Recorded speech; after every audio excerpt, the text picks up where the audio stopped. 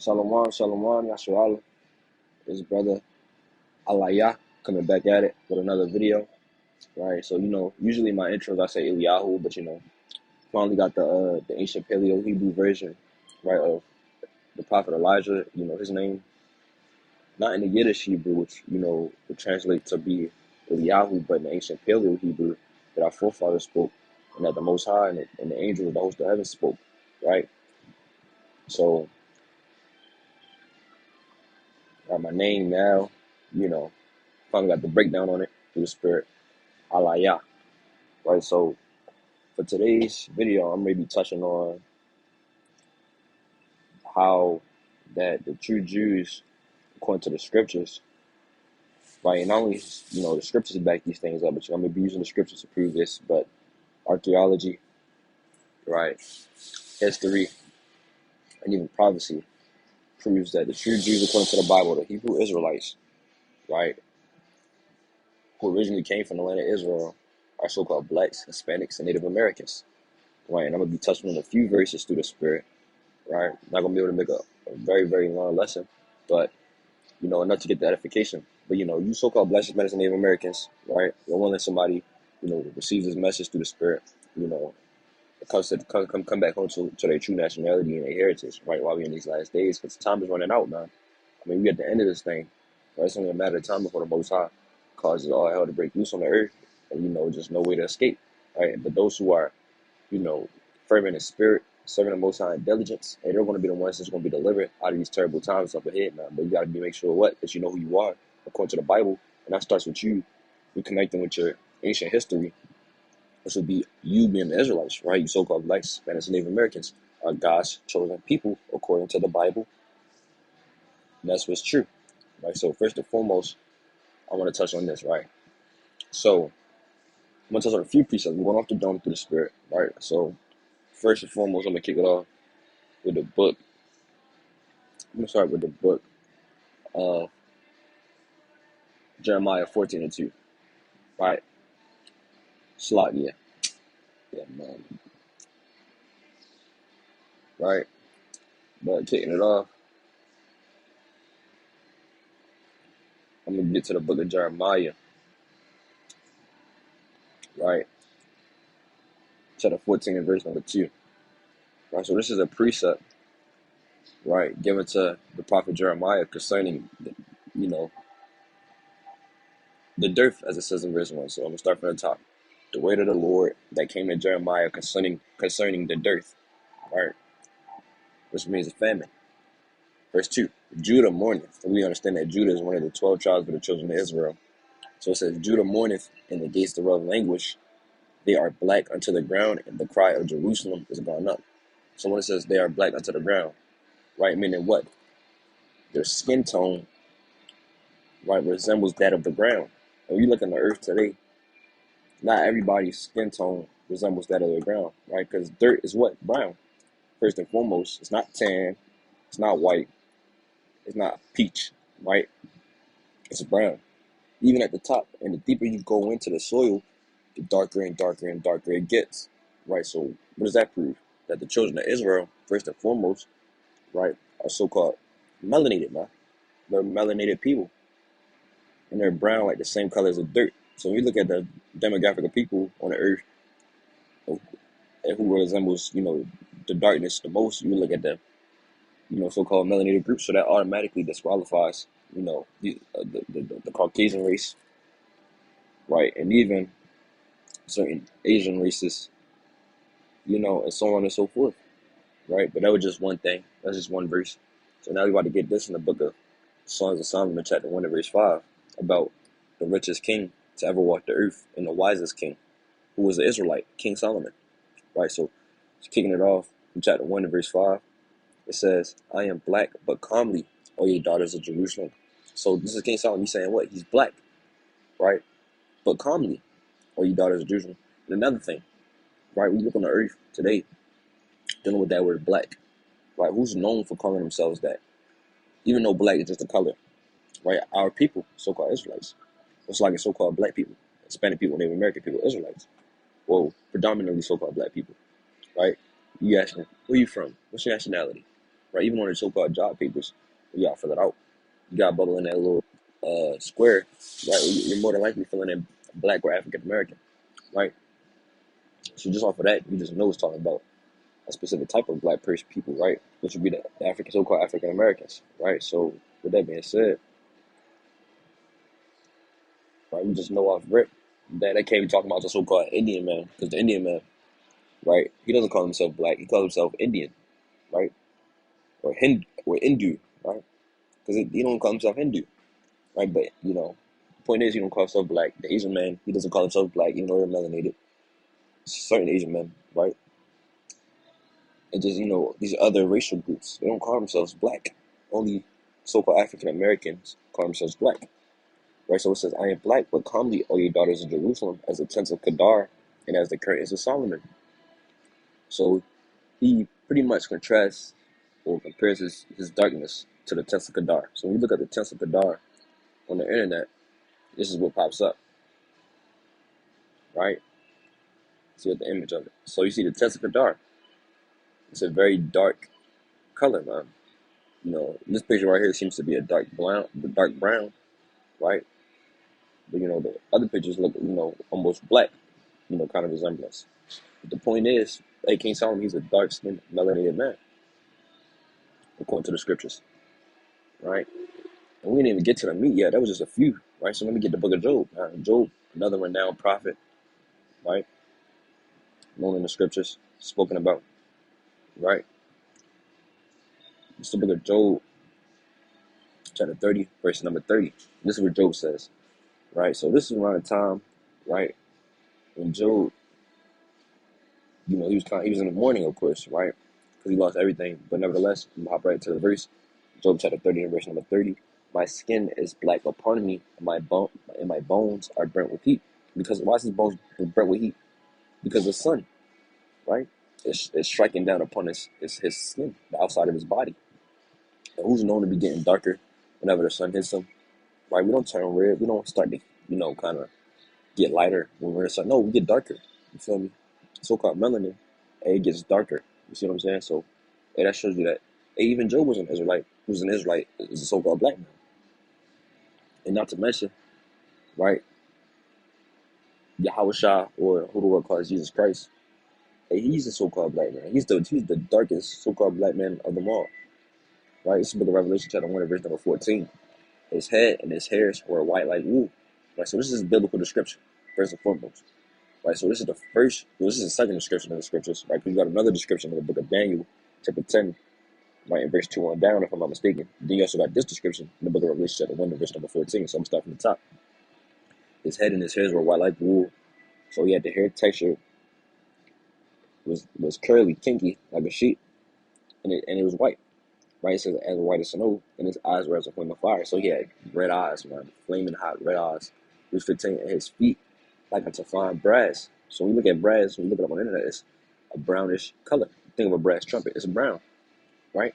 As if they burned in a furnace. So it shows you the extent to how brown he was, right?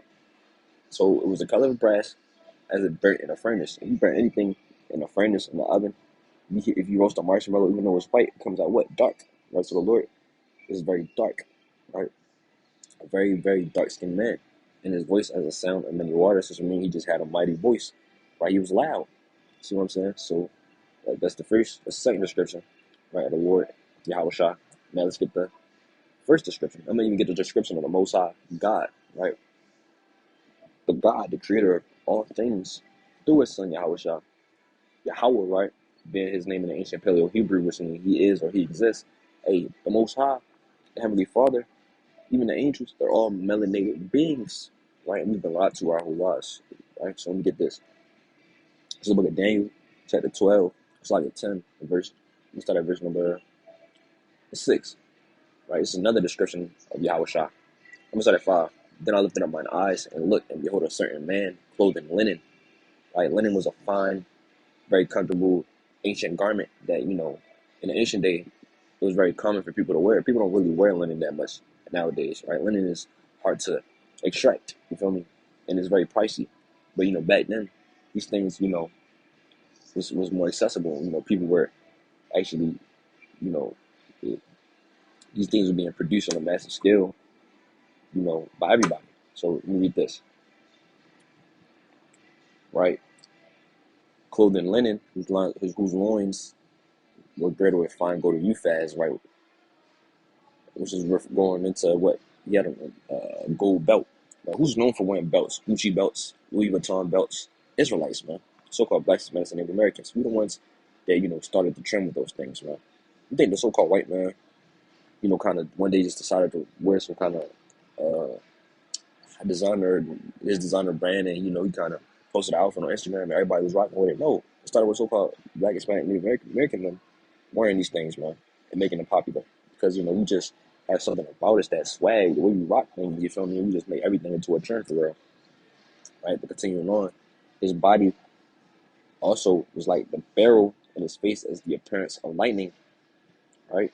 So Lord, he had a serious look on his face, intimidating as they say, and his eyes as a lamp of fire, right? Red eyes, and his arms and his feet. So in this description right here, it tells you that not only his feet, but his arms as well, which only further proves the point that he was melanated,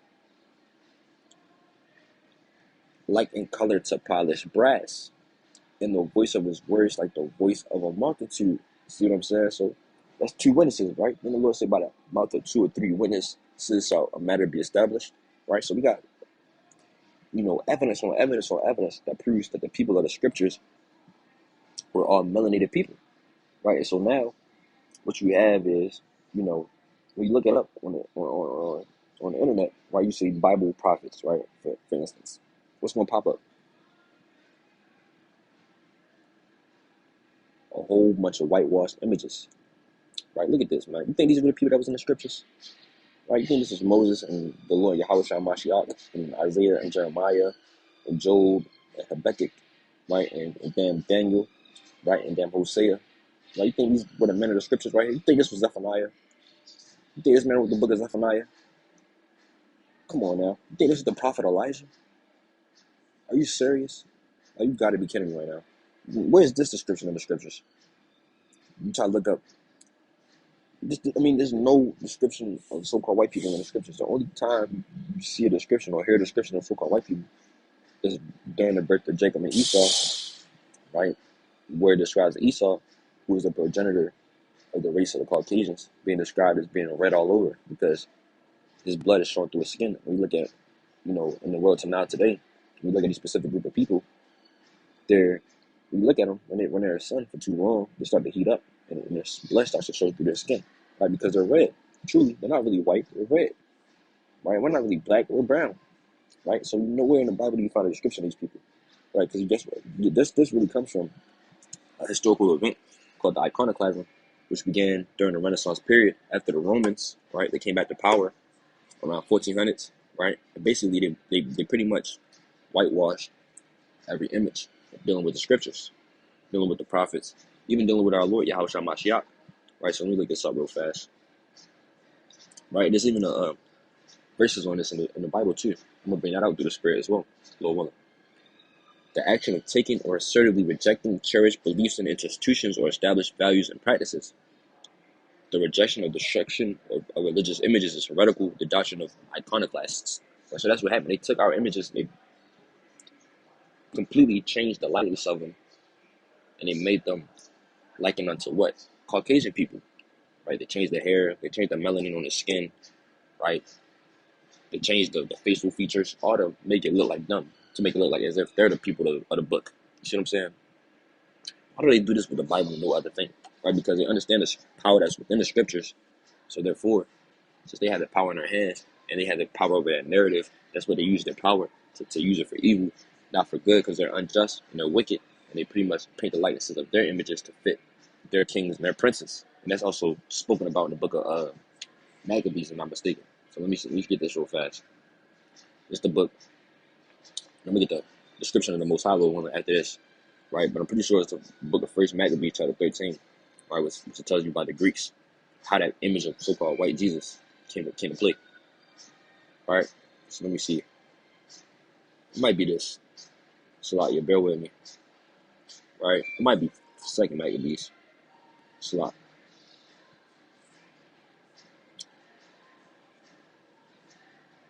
right? It might be Second Maccabees.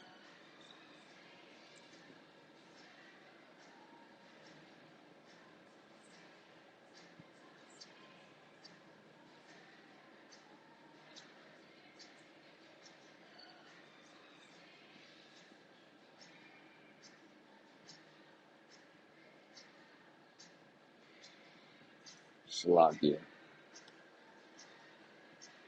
Let me see if I can find this real fast. The lightness. Salakia. The likeness of the images. Maccabees. Khan. So it's First Maccabees 3 and 48. Salakia. I said 13. It's First Maccabees chapter 3 and verse number 48. Right, all praises. Right, they gave me the actual results. You know how Esau is. He like to hide things when it deals with truth. So this is the book of First Maccabees chapter 3, verse number 48. And, okay, laid open the book of the law when the heathen had sought to paint the likeness of their images. Right? So, yeah.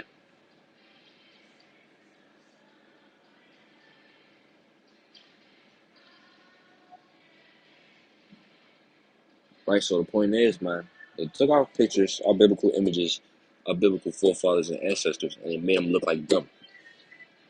Appropriating our culture, man. This is literally identity theft. Right? Esau has it in his law when it's illegal for you to steal somebody's identity.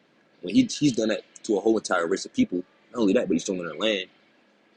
Like, to this very day, benefit off of the rape, robbery, and murder, and it continues to act like nothing even happened. So this man is a hypocrite. He's unjust, which is why we need the Most High to wreak havoc on this place, man, because there's just no justice in the system. There's no justice. No justice will ever be acquired unless the Most High is the one that's in command. And the Lord is in command, but he's just waiting on that time to really unleash it when wickedness reaches a tipping point, for lack of better words. So with that being said, I'm going to get the description of the Most High in the book of Revelation chapter 4, right, to top it off through the Spirit. This is the book of Revelation chapter 14, verse number 1, right? So this is going to be the description of the Most High, right, in the heaven on his throne. After this I looked, and behold, a door was opened in heaven, and the first voice which I heard was as it were of a trumpet talking with me, which said, Come up hither, and I will shew thee the things which must be hereafter. So this is the vision, right, of John the Revelator, right, the prophet, right? He's describing, right, what he's seen, right after, he had a vision, right? So it says, Khan, start from the top again. After this I looked, and behold, the door was open in heaven, and the first voice which I heard was as it were of a trumpet talking with me, which said, Come up hither, and I will shew thee the things which must be hereafter. Verse 2, and immediately I was in the spirit, and behold, a throne was set in heaven, and one sat on the throne, right? And he said that sat on was to look upon like a jasper and a sardine stone, right? So it's talking about the Lord's throne in the heavens. You understand that the Most High, he never leaves his throne, right? Which is why he has the angels and all these different things, created to, through his power, do what he wants them to do, right? The Lord only got to leave his throne to get things done. No, he has spirits created to do these things, right? So it says, and he that sat was to look upon like a jasper and a sardine stone, and there was a rainbow round about the throne in the sight, like unto an emerald. So the Lord, he resembled a sardine and a jasper stone, man. When we look up the jasper stone, what's the color of a jasper stone? Can't make this shit up. So you look up a jasper stone, hey, it's brown. So the Lord is a brown man, polished brass, right? So we understand that the Lord, Yahushua, who they call Jesus Christ, he was created in the image of his Father, right? Because he's his only begotten Son. We were made in the image of the Most High, right? The Israelites, his people, right? With the apple of his eye, right? So the Lord, he's a brown, dark-skinned man, right? And the question we should be asking is why have we never been taught this? Our whole entire existence on this earth, that the Most High God is a so-called black man, his Son is a so-called black man, and every book written in the Bible by the prophets were all so-called black men, right? To this last verse through the Spirit to top it off, to further solidify my point that what? We are the Most High's chosen people, you blacks, Hispanics, and Native Americans. There's even another verse. I might be able to quote it through the Spirit. right? It might be Numbers chapter 2. But let me get this. Acts chapter 13, verse number 1, real fast, which reads thus. Now there was in a church that was in Antioch, right? So church, right? It was in Antioch. So the body. So you understand the church is not talking about a physical building, but it's talking about a body or a group of Israelites. That was at Antioch, certain prophets and teachers, right? So you had this body of Israelites, or it's like the Israelites that was at Antioch, right? Who were prophets and teachers, right? As Barnabas and Simon, that was called nigger, right? So you see that the word nigger is in the Bible. Now you might say, oh man, that doesn't say nigger. That's Niger. It's like Niger, like the country, Africa. No, that's nigger. And to prove that, I'm gonna get that in the Blue Letter Bible real fast, right?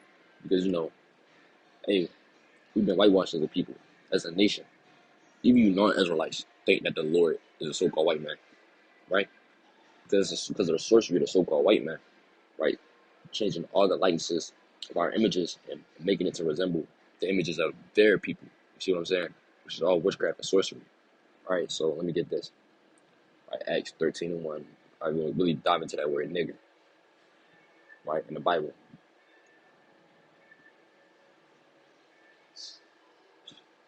Right?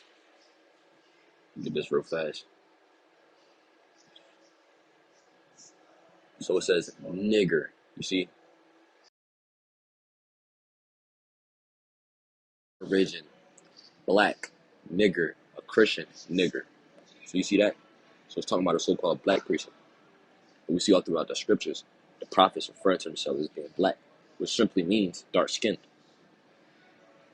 Which that term doesn't identify with all people, right? It only identifies with the Israelites. Because when we look at the other nations and nationalities of people, they don't identify with that term black, right? It's only a certain sect of people, and those people, the descendants of being the descendant of slaves brought over here to the Americas, right, and shipped all over the world, right? They're the only ones that refer to themselves as being black, right? So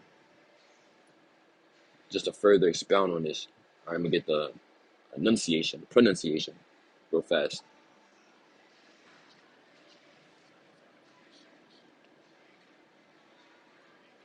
So you see that? So even Esau just said it himself, Neger, right? So you can't make this shit up, right? And this is why, you feel me? They gotta suffer and pay for what they've done to us as a people, man, because they continue to deceive and lie to us. At the end, they're just gonna get away with it scot free, man. But the Lord is about judgment. He's about what goes around comes back around, and He's about punishing people who punish His chosen people. Because if you punish us, that's like punishing the Lord. See what I'm saying? So hey, you gotta pay for this thing. Hey, and in these last days, the truth is being made manifest, right? Which shows you how close we are to the end of the world. But whoever needs to hear this message will hear it, and they'll listen to it, and they'll continue to take the necessary steps in order to move from this point, to show how they can, not only reconnect with their ancient culture, but please the Most High, and ultimately be delivered from the said things to come. Because we're in the end of the world. You don't have to open the Bible to see that we're in the end of the world. But the Bible, when you open it, it expounds on the end of the world. It expounds on the events that's taking place. It's not just being natural phenomena, the things that just occur in nature. No, this is the Most High causing these things to happen. Because guess what? It's marking the deliverance of His people and the return of His Son, Yahushua Mashiach, who's so-called Jesus, right? And Him delivering His people from out of the hand of the slave master, right? Because the tables will be turned, right? And all the lies and all the things that they've done and the identities that they've stolen. Hey, at the end of the day, that's going to be what? Reverse, man. We're going to be the ones, right, that's going to have our things claimed back as it's supposed to be, because we're the rightful owners, right, of everything that's in the scriptures. But they took it and they made it for everybody, man. So the Most High, He's going to get His get back on them through His Son Yahushua, back in blood too. If you don't believe me, just read the book of Isaiah chapter 63. Read the book of Revelation chapter 14. Hey, the Lord's garment is going to be covered in blood, like He was treading in a wine fat, like He was treading grapes, like He was stomping on grapes, man. You see what I'm saying? So can't make this shit up. But nevertheless, though, I want to leave out with that through the Spirit. Right, I want to end this off by giving all praises, honor, and glory to the Most High Yahweh by Shem Yahushai. Right, Lord willing, this was edifying to Israel. Brother Aliyah, clacking out. Khan.